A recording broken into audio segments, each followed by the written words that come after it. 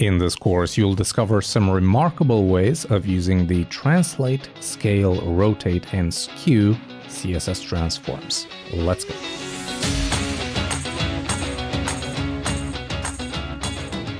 All right, let's talk about CSS Transforms, because I think some people still consider these to be some quirky things you do from time to time to rotate or skew an element, or maybe they think they're very new and unsupported by browsers. That's actually not true. Both 2D and 3D CSS Transforms are supported by all major browsers, including Internet Explorer. And the reality is, CSS Transforms are not just limited to rotate and skew. They can do so much more, as you'll learn in this course. But hey, if we're just meeting, my name is Adi Purdilo. I'm a web designer from Romania, and my goal with these courses is to help as many people as possible become better web designers and developers. Now, coming back to this course, there are 5 lessons. First, I'll do a quick introduction to CSS Transforms and tell you what they're all about, in case you're new to this topic. And in the next 4 lessons, we'll look at a specific transform function and discuss its syntax, basic usage, and also some remarkable uses for that particular function. We'll look at translate, scale, rotate, and skew. In lesson 4, we'll also take a closer look at the transform origin property and see how we can take advantage of that to take our web development skills to the next level. Now, quick note before we start, there are 2D and 3D transforms, and as you might have deduced from the structure of this course, in this one we're covering 2D transforms. But if you would like us to do a course on 3D transforms, then drop a comment down below and let us know. Hey, I made a rhyme. That's pretty cool. You know what else is pretty cool? Envato Elements. Get unlimited downloads of WordPress themes and plugins, web templates, and UI kits with Envato Elements. That's millions of creative assets all ready to use and with simple commercial licensing. Plus, no lock-in contract means you can cancel anytime. Subscribe now with the link in the description. All right, enough of that. Let's get started by quickly going over CSS Transforms and what they're all about. That's coming up next. I'll see you there. CSS Transforms is a module inside CSS that defines how elements can be transformed in both 2D and 3D space by changing shape and position. That happens by modifying the coordinate space without affecting the document flow. So what does that mean? Let me show you a quick example. In this document, I have some simple HTML, a paragraph, a div, class transformer with some content, and then another paragraph. I just added some padding to the body and set a max width to the paragraph. This is for presentation only. Now let's target that transformer div, and let's do the following. We'll add some styles to it, like some margin, some background color, some padding, and a width. Now, notice how the document flow works here, right? It displays these elements top to bottom, right? We have the paragraph, we have our transformed element that doesn't have a transformation just yet, and then we have the other paragraph. Also notice the spacing between this element and the elements before and after it. Now, if I were to do a transform here, and I'm going to use a translate Y. You'll learn about this in a future lesson, but for now, I'll just use it to demonstrate. See how this transformed element got pushed down? That's because translate has the role of moving an element in a particular direction. In our case, it moves 2 rems on the Y axis. So 2 rems down from its original position. And by doing this, notice that the other elements stayed in place. They didn't move whatsoever. So the document flow was not disturbed. Now, if, for example, I were to set a display to none on this element, well, that's an operation that disrupts the document flow, because without the transformed element in our flow, this bottom paragraph got pushed up. So that's what I mean when I say that CSS transforms do not disrupt the normal document flow. Things like display none do have that effect, but transform doesn't. In fact, I can move this to whatever position I want. I can even do translate X here, and then maybe a translate Y for 10 rems, right? And that's going to be positioned all the way down here. But even when doing that, these two items stay in place. Now, here's a quick warning. When using CSS transforms, make sure the element you're trying to transform is positioned by the box model. Typically, that means it has a display value set to block. That's the default value on most elements, but there are some that aren't positioned like that by default. Here's an example. Let's say I have a paragraph and an anchor tag, and currently it looks like this. Now, if I were to apply a transformation to the paragraph, let's do a translate Y to 10 rems. That will be moved nicely to the bottom by 10 rems.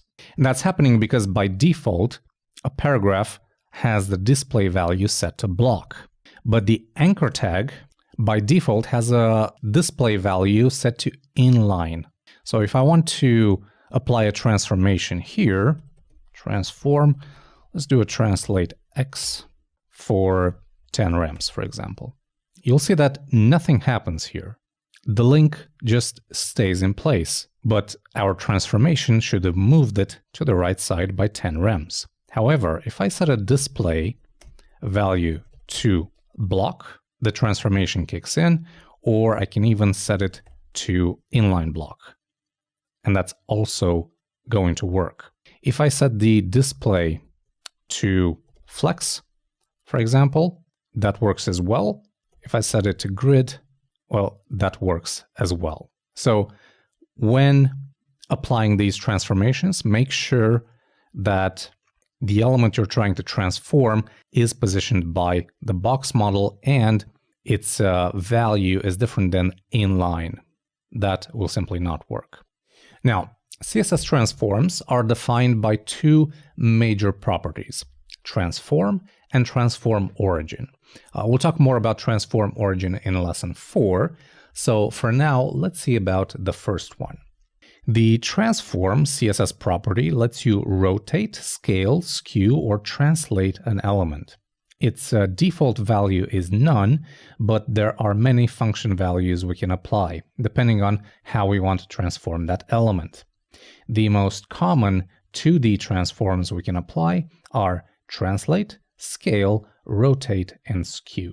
We can also apply multiple transform values to a single element. In this example, you can see that we're applying a translate, a rotate, and a scale. This is perfectly valid code.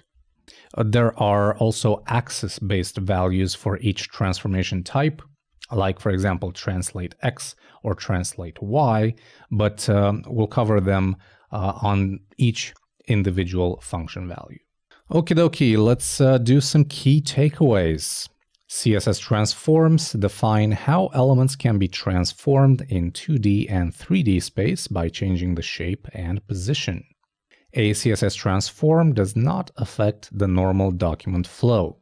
CSS transforms are defined by the transform and transform origin properties. The most common 2D transforms we can apply are translate, scale, rotate, and skew. So that's a very quick introduction to CSS transforms. Now let's move on and learn about each individual transform type. And we'll start in the next lesson with translate. See you there. Let's talk about the translate function value. And translating an element is probably the most common CSS transformation because it's very straightforward. The translate CSS function repositions an element in the horizontal or vertical direction, or both.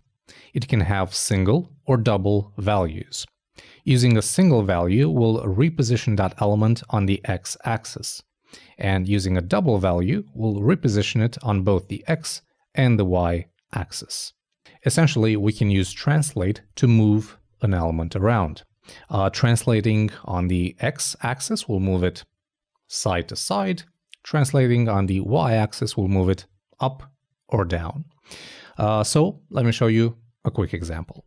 Here I have 3 boxes, each having a different color, and they're all targeted using the nth child selector. Now, let's see about this first one, the orange box.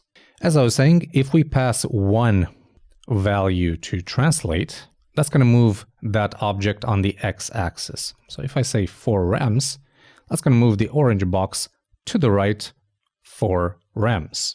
If I'm going to say translate 4 rems and then 6 rems, it's going to move it on both the x and the y-axis. So it's going to move it to the right and to the bottom. Obviously, this works as well with negative values, but instead of moving it down, it's going to move that element up, or left instead of right. However, I can also use the axis-based notations. So for example, on this green box, I can say translate 0 and let's say 2 rems or minus 2 rems, and that's going to be equal to transform translate y minus 2 rems.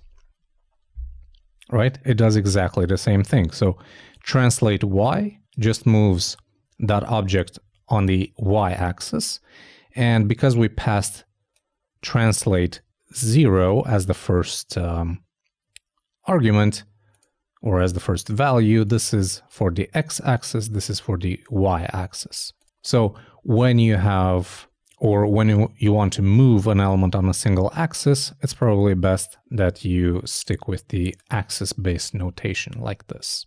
Of course, it works the same way for the x-axis with translate x, let's say 20 rems, and that's going to push the blue box to the right 20 rems. And that's how you would use translate on a very basic level. You enter length as a value and you can move elements around. However, translate also accepts percentages as values, and this is where it becomes super powerful. You see, when we use a percentage value instead of a length, the percentage refers to the size of that element and not the size of the parent container. So let me show you what I mean by that. So I've prepared another demo for you here. We have this blue box, which will act as the parent element. It's this one. And then we have 2 smaller boxes inside, child 1 and child 2. Using some pseudo elements, I added these 2 pink lines to determine the middle sections of the parent element. And then I applied some width, height, and background color to the 2 children. And what you'll notice here is that the height of child 2, the green one, will change depending on the viewport. I'm just using a viewport unit to achieve that. You'll see why in just a little bit. Now, I was talking about percentages. Watch what happens if I set the width of the orange box to 100%. That's going to span the entire width of its parent. Okay, and that's usually the case for every single element you would use. So let's stick with a fixed size for now. Now, let's say I want to position this orange element right in the middle of the parent. One very quick way of doing that is to say top 50%, because we're positioning these absolutely, and left 50%. So what happens here? Well, the top left corner of the orange box is positioned at 50%, 50%. So this 50% refers to the height of the parent, and this 50% refers to the width of the parent. So to position this element right in the center, we must basically move it up and to the left by exactly half its size, right? So to do that, we can say transform, translate minus 50% minus 50%. And that puts it exactly in the middle. In other words, the middle of the orange box is in the same spot as the middle of the parent element. So notice the difference in percentages here. This 50% refers to the size of the element when used in a translate. This 50% refers to the overall height of the parent. So two different things. Same goes for the second value. This refers to the height of the orange element, while this refers to the width of the parent element. So this is a great way of aligning an element right in the middle of its parent using a CSS transform. Now, what about this green element? Let's say I want to position this right over here, right above my parent element and to the right of it. Well, one way we could do that is to set top to -5 rems. And that would work if my height was 5 rems, right? So if I set height 5 rems and I comment this, then I know for sure, okay, so this is 5 rems. If I want to put it up or above the element, I gotta set its top value to -5 rems. But what if that element has a variable height? Maybe it has some text inside it, or I don't know, but it doesn't have a fixed height. As you can see, as soon as I resize the page, the height of that element changes, and so the distance between it and the parent element increases.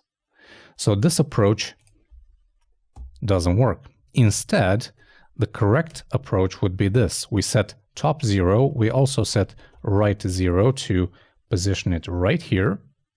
And then we're going to move it up by 100% of its height. We do that again with a transform, translate y minus 100%. And minus 100% means 100% or minus 100% of its height. So now, regardless of the height of that element, it will always be placed correctly in the position that we want. Because we're no longer working with fixed values like we did here, but instead we're working with its exact height. So I hope that makes sense.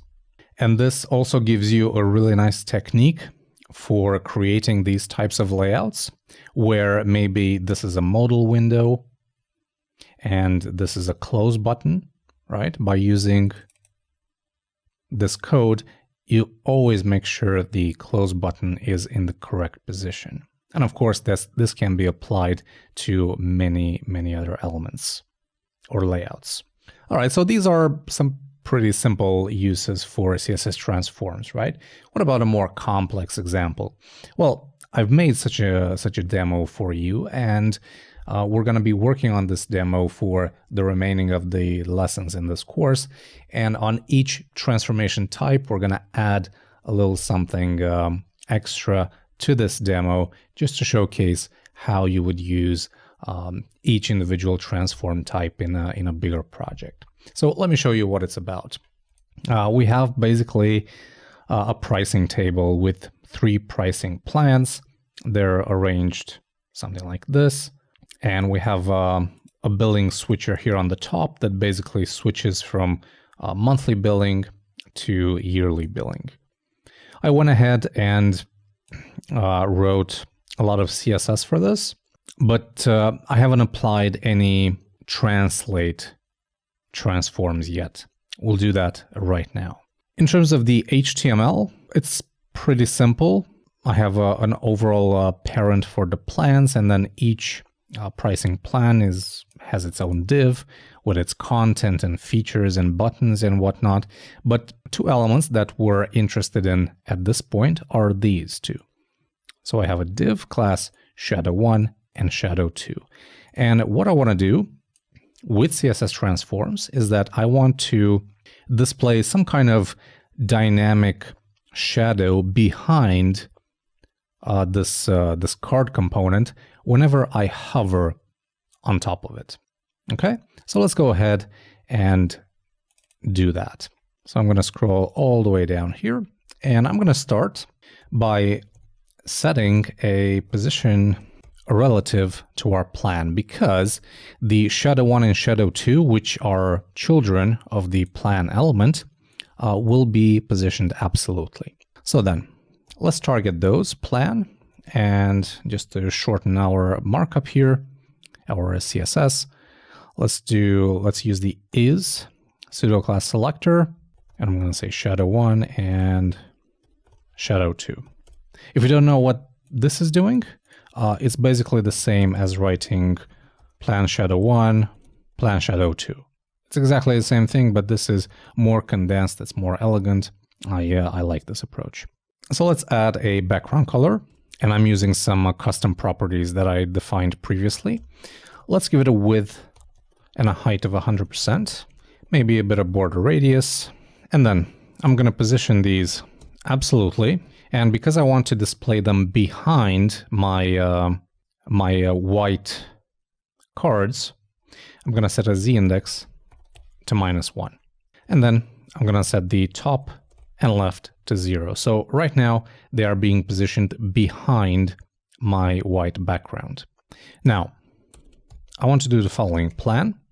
On hover, I want to take the first shadow and I want to do a transform, translate. So I want to move this up -1 rem and to the side or to the right 1 rem. So it's going to be -1 rem and 1 rem. Let's see if that works. And there it is. So we're moving it to the left. Excuse me, I think I said right previously. So we're moving it to the left and to the bottom, like so.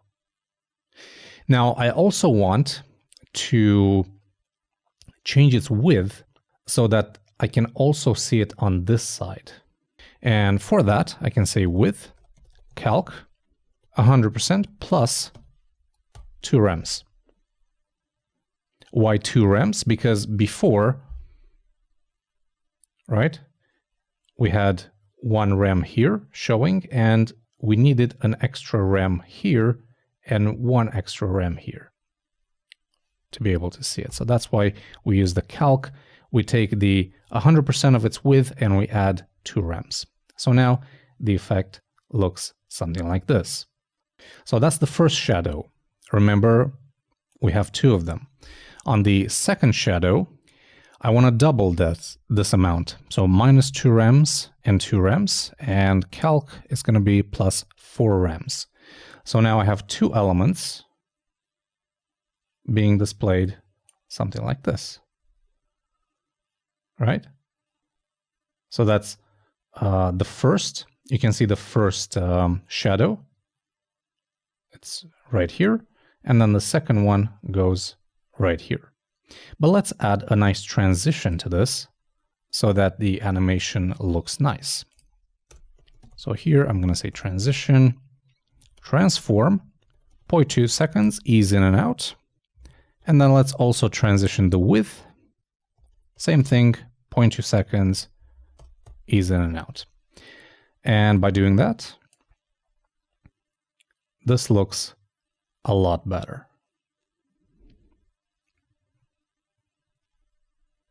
See how easy it was with a simple transform, we can add a really nice hover effect to this pricing table. Again, really simple. I just change the width of those shadows to a width bigger than the parent element, and then I just translated them in their correct positions. And of course, I added a transition at the end to smooth things out. Okie dokie, let's do some key takeaways. The translate transform repositions an element vertically and or horizontally. Using a single value will reposition an element on the x-axis. Using a double value will reposition the element on both the x and the y axes. You can use the translate x and translate y functions to independently reposition elements. When using a percentage value instead of a length, the percentage refers to the size of that element. And there you have it, a few different ways of using translate in CSS. You can certainly do a lot with it, and you can even create some really cool animations. Now, the next transform type on our list is scale, and I'm going to tell you all about it in the next lesson. See you there.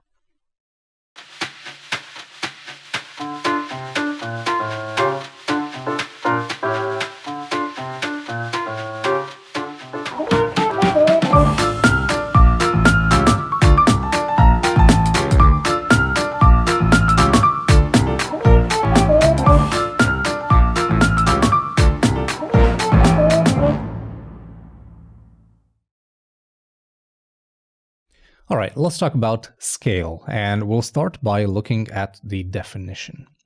The scale function defines a transformation that resizes an element on the 2D plane. Scale can resize the horizontal and vertical dimensions independently. So we can use scale to make an element bigger or smaller. Let me show you an example. Here I have two boxes, one of which also contains a piece of text. So on this first element, the blue one, we can say transform scale 2. And that's going to make it twice as big. And actually, both of these elements have the class of elements, so they both get twice as big, but the second one has an additional class. So the parameter or the value that you use for scale is basically a multiplier. 1 basically means 100%. So if you multiply something with 1, it's the same value, right? So no changes are made. But if you say 2, you basically multiply that item by 2, so it results in double the size in our case. I can also say transform scale, and I can pass in two values. So let's say 1.5 and 2. Well, this 1.5 refers to scaling on the x-axis, so that means the width. 2, or the second one, refers to scaling on the y-axis, or the value. And notice here, when scaling an element, the text inside is scaled as well. So if you're getting this weird looking text that's kind of shrunk, well, it means that element was not scaled proportionally. Here you can see that I'm scaling the width by a certain factor, and I'm scaling the height by a different factor. Now, these two values can also be represented individually. So I can say transform scale x 1.5, and I can also add scale y 2, and it's going to be exactly the same result. And of course, as I was saying, if I want to fix this text, I need to scale it proportionally. So I can do a transform scale, let's say 2, and that's going to be displayed correctly. So that's the basics of working with scale. Now, this transform becomes really powerful when you couple it with transitions, let's say transitions, animations, and there are plenty of ways of using scale like that. One of the ways would be an image gallery hover effect. So let me show you how you would do that. Here I have a pen that's called image hover effect number 5. This is actually a demo that I made for another course here on Envato Tuts Plus, and you can find a link to that course down below. I highly recommend you check it out. And this is the effect, the hover effect that we're getting on this image gallery. Super smooth, and it just looks beautiful. So let me quickly show you how I made this. Basically, in each gallery item, I have a figure, and inside the figure I have an image and a fig caption. And the fig caption is basically the text that's being displayed. So I start by setting a scale of 1.2 on the images, so I make them bigger to begin with. And then on hover, I scale them down to 1, just like this. See, when I hover, the image gets smaller. It just returns back to its original state. And of course, here I'm adding several different filters, and I'm also applying the scale to the fig caption, right? So the text, you can see as it's getting closer to its final position, it's getting a bit smaller because by default, let's see if I can find the code here. Yeah, so by default, the fig caption is also scaled up by 1.2. So coupled with transitions, we get a really, really nice effect. If you want to learn more, as I was saying, about this technique, you can check out the Tuts Plus course that I linked down below.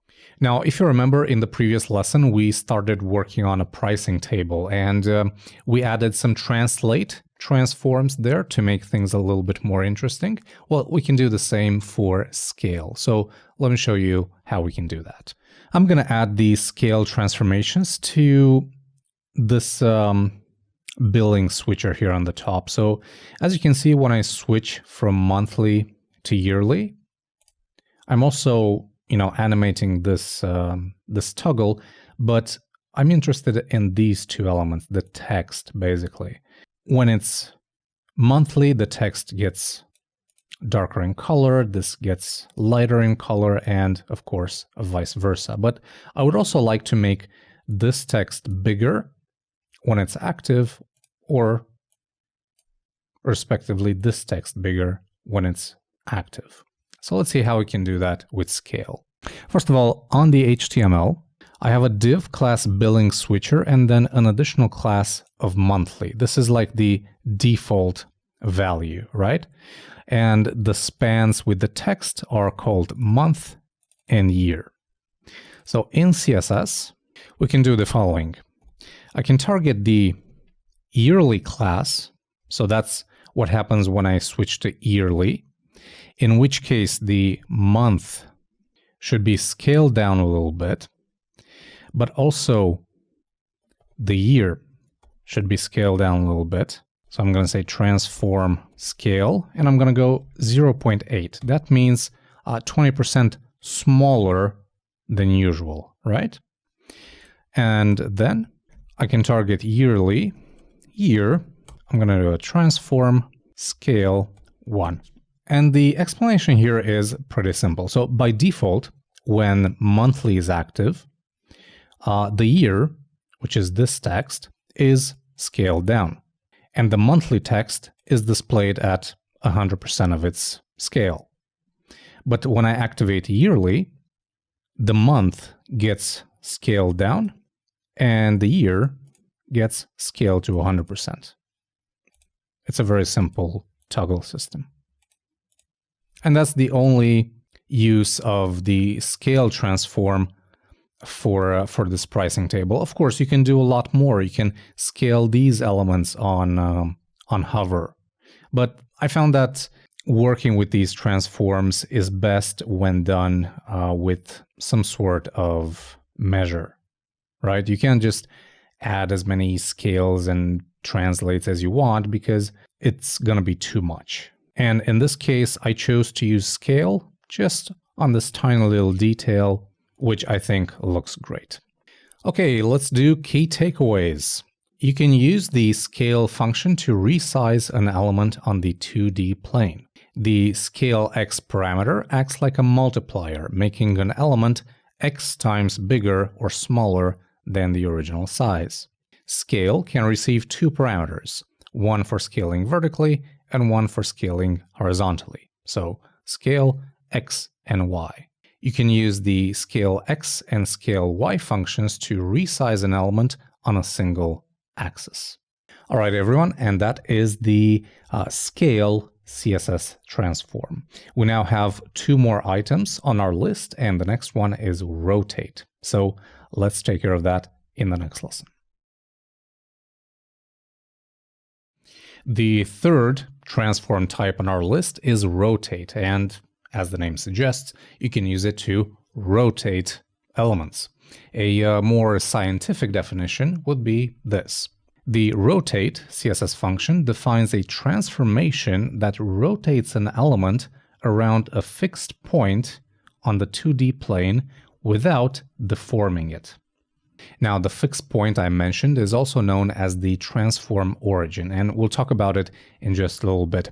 For now, let's take a look at how you can apply this transformation to rotate an element.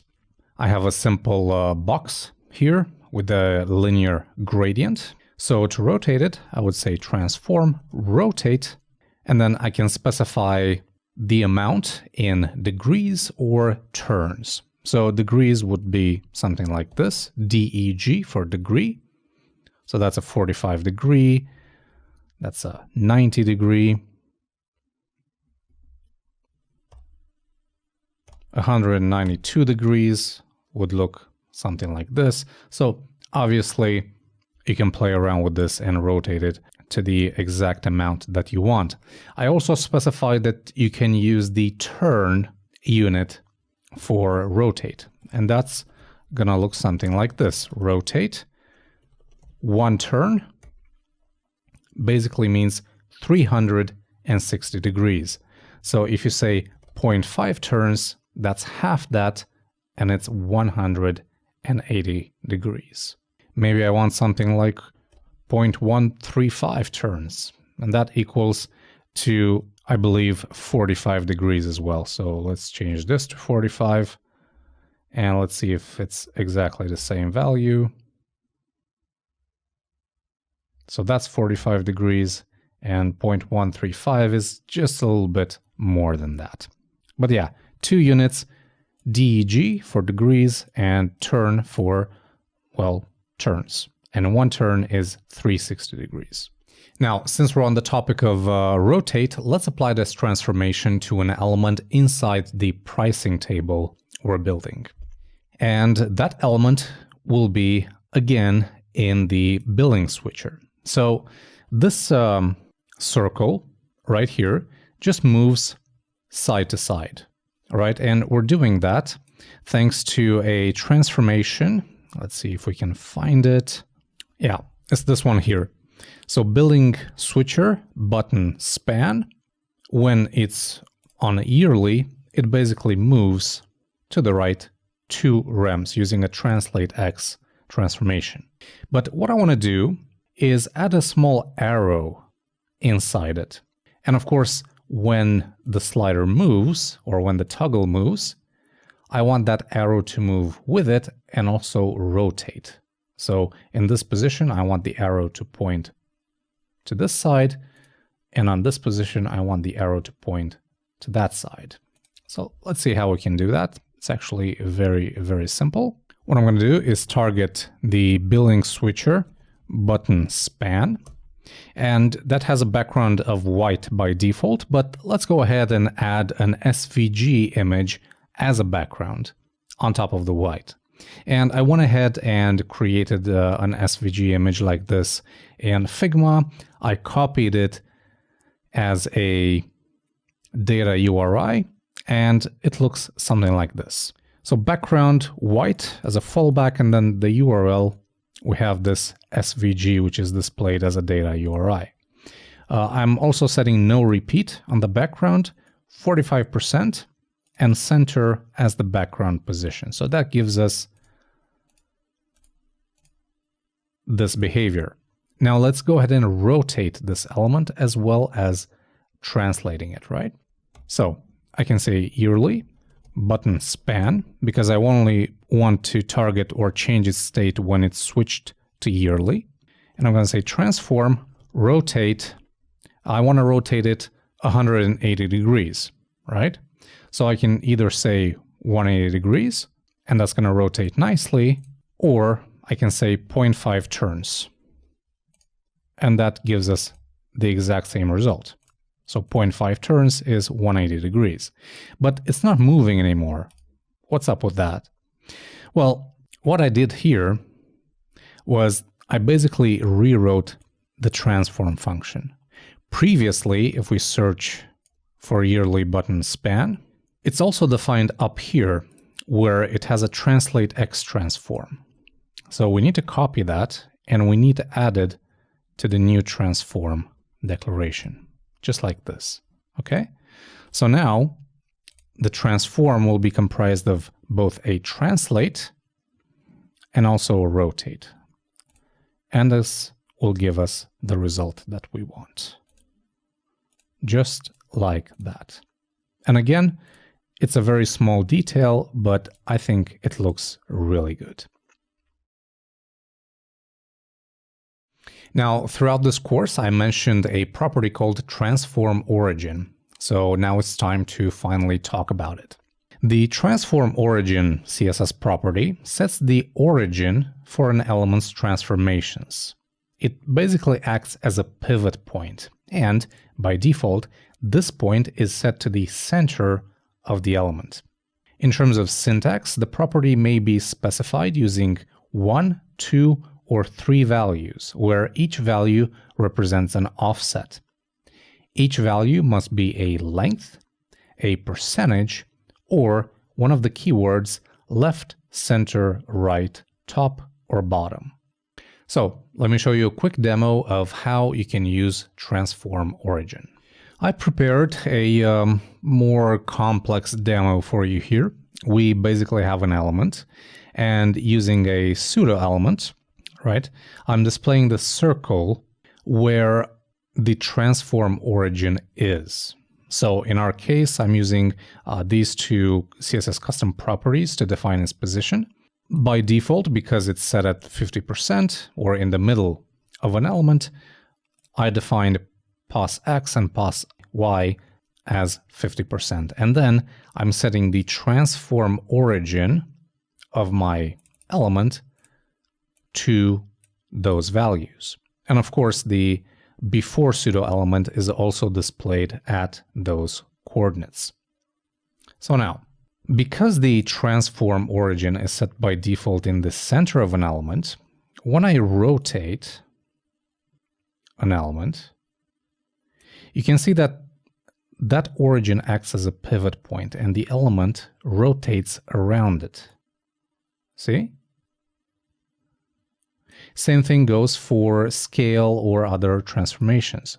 So if I start increasing the scale, see that it's getting bigger, but using that center point as a pivot. Now, if I'm going to change my transform origin to 0, 0, that will put it to the top left corner of this element. Now watch what happens if I start scaling it.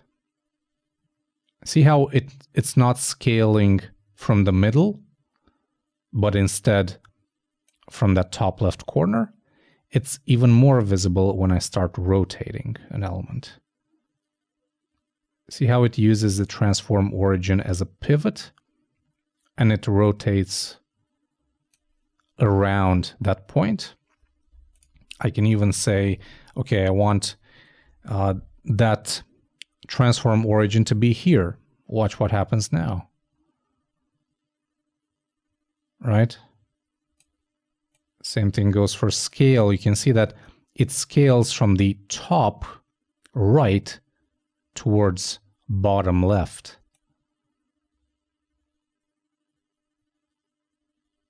Watch what happens when I swap these around. So 100% here and 0 here. So the origin is now bottom left corner. So the scale will go in this direction here. So from the bottom left to the top right. Watch. See?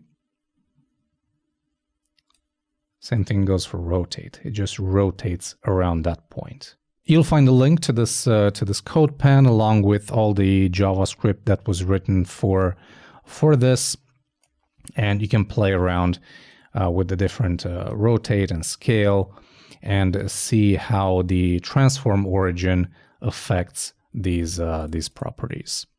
Okay, let's do key takeaways. You can use the rotate transform type to rotate an element around a fixed point called transform origin. You can specify the amount of rotation using the deg unit for degrees or the turn unit for turns. One turn is equal to 360 degrees, so one full turn of the element. The transform origin CSS property sets the origin for an element's transformations. By default, transform origin is set to the center of the element. And that concludes the lesson on rotate and transform origin. Now let's talk about the fourth and final transformation type, and that is skew. We'll do that in the next lesson. The fourth and final transformation type is skew, and the definition goes something like this. The skew CSS function defines a transformation that skews an element on the 2D plane. This transformation distorts each point within an element by a certain angle in the horizontal and vertical directions. The effect is as if you grabbed each corner of the element and pulled them along a certain angle. This is a pretty fun transformation, so let's see an example. I have a simple element here, so to apply a skew transformation to it, you would say transform skew, and then if you pass in one value, for example 12 degrees, that's going to skew the element on the x-axis. If you pass two values, for example 12 degrees and 50 radians, that's going to skew the element on both the x and the y axes. And then of course you can use the skew x and the skew y transforms to apply individual skew transformations to each axis. As far as units go, we can use, of course, degrees. We can use rad, which stands for radians, and we can use the turn. So we can say, for example, minus 0.025 turns on the x, and on the y-axis, let's say 10 degrees. And that's going to skew the element just like that. Okay, so that's the basic syntax for skew, but where is it useful? Well, a very common use for this type of transformation is creating diagonal layouts. Let me show you what I mean. Let's say I have this section right here with a gradient background and a piece of text. And I want to create a diagonal layout. So I want this background, instead of going horizontally, I want it to go at an angle, something like this. Well, that's easily achieved with skew. I can simply target the container and I can say transform skew, let's say minus 7 degrees. And that skews it on the x-axis, but we actually want it to be skewed on the y-axis, so it gives us that horizontal or that diagonal look. So it's as easy as that. Now, one downside to this approach is that the text or the content of that container is also skewed. And we can get around that by going to the content itself and saying skew the opposite value. So if we're skewing for minus 7 degrees here, we need to skew for plus 7 degrees here. So in this case, the container will still be skewed, but the content is going to be skewed in the opposite direction. So it's going to appear horizontal. But this can be a bit tricky, especially since you have a lot of content. So I'm going to show you a much easier way of doing this. So instead of applying the skew transformation on the actual container, we're going to apply it to a pseudo element. So for that, let's remove this background here. Let's add a position relative to our container, because I want to go in here and I can say container before content, position absolute. I'm going to make this 100% width and height as my parent by setting the top, left, right, and bottom values to 0. And let's add that, that nice background image. So now it looks exactly the same as before, but now I can simply transform and skew y -7 degrees on this container, and my text here remains intact. I don't have to do another transform on it to skew it back into place. Instead, I'm just making the background diagonal. It's very, very simple. Now, one thing to be careful here is you need to have a proper padding on this container. You can see that I have 7 rems of padding, but if I had like 1 rem and I had a bigger skew, you can see that the borders of the background are kind of cutting away the text, and you don't really want that. So make sure you have plenty of padding, both top and bottom, especially if you have a very steep angle on the skew. There are also mathematical equations you can use to calculate the exact amount of padding that you need for this kind of thing. And I've linked a very interesting article down below where the authors of the article explore this type of layout and the exact calculations in more detail. Now, since we're on the topic of skew, let's apply this transformation to some elements inside the pricing table we're building. And I'm going to apply skew to these buttons because I want to create a nice hover effect for them.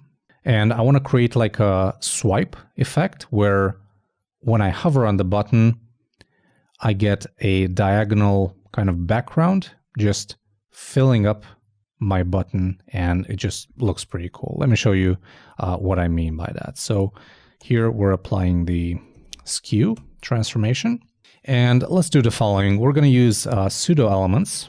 So I'm going to target the button, and that's actually BTN. So I'm going to set a position to relative, and then BTN before. I'm going to do this content none, position absolute. I'm going to set the top to 0, left 0. I'm going to set the width and height to 100%. And then I'm going to add a background color to a variable that I defined called text color. Okay, so now you can see that we have like a full black background going on top of my usual button. So now I'm going to transform it, skew, and from my testing, 35 degrees is like the amount that I'm going for. Let's also set a z-index of -1, and I'm also going to set a z-index of 100 on the actual button because I want the button to be like above everything else, but I want this to be under my button content, right? So the idea here is that I want to set my skewed element at 0% width, and on hover, I want to make it 100% width. And that's going to give it the illusion of that swipe effect. So I'm going to say BTN hover. I need to change the color to white because I have that dark background. And I'm also going to change the border color to the text color because right now the buttons are kind of green, right?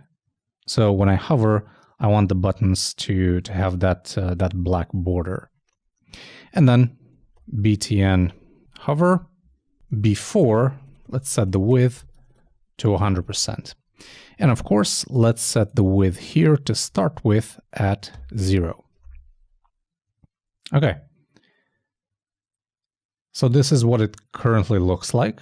Let's add a transition to it. Let's add it to the button. So transition, let's do all, 0.2 seconds, ease in and out. So that's for the border and text color and all that. Let's also add a transition to the actual before pseudo element. And we're transitioning the width, 0.2 seconds, ease in and out. So now this is what my transition looks like. It's not complete because it should start like outside of the button, because right now we have this little gap here. So one way to fix that is to just move it to the left by, let's say, minus 10%.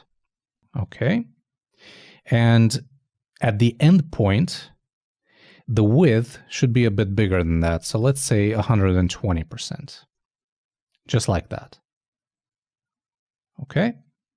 So now all we have to do is add a overflow hidden to our buttons to hide the excess of that element. So now it appears very nice. We just have that that nice hover effect. And that's a simple use of the Skew transform. All right, let's do the final key takeaways for this course. The Skew CSS function defines a transformation that skews an element on the 2D plane. You can specify the amount of skew using the deg unit for degrees, the turn unit for turns, or the rad unit for radians. One turn is equal to 360 degrees, so one full turn of the element.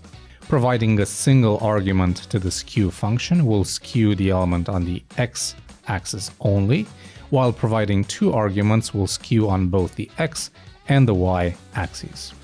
You can also use the skew x and skew y functions to skew an element on individual axes.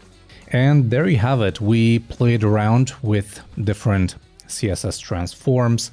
We learned about the basic syntax, basic usage, and also some more interesting uses for these transformation types.